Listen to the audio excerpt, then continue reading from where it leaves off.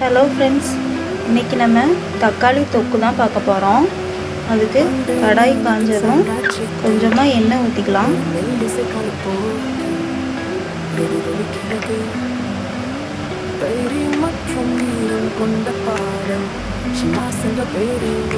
கடாய் காஞ்சதும் வெங்காயம் தக்காளி போட்டுக்கலாம்.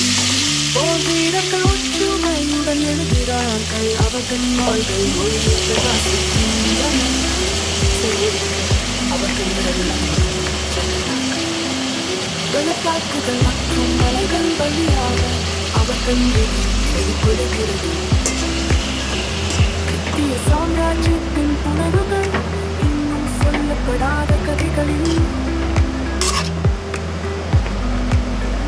வெங்காயம் தக்காளி சேர்த்து நல்லா வேக வச்சுக்கலாம். வெங்காயம் தக்காளி சீக்கிரமாக வேகிறதுக்கு கொஞ்சமாக உப்பு போட்டுக்கலாம். தக்காளி வெங்காயம் 3/4 பதத்துக்கு வெந்துருச்சு. இப்போ கொஞ்சமாக இதில் மஞ்சள் தூள், வத்தல் தூள், சீரகத்தூள் எடுத்துருக்கேன், அதையும் போட்டுக்கலாம். போட்டு நல்லா கிளறி விட்டு வேக வச்சுக்கலாம். களியெல்லாம் நல்லா வெந்து பச்சை வாசனைலாம் போனதுக்கப்புறம் கொஞ்சமாக மல்லி இலை தூவிக்கலாம்.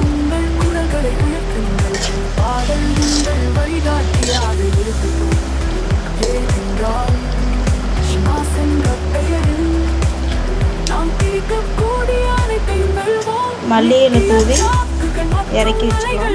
தக்காளி தொக்கு ரெடி.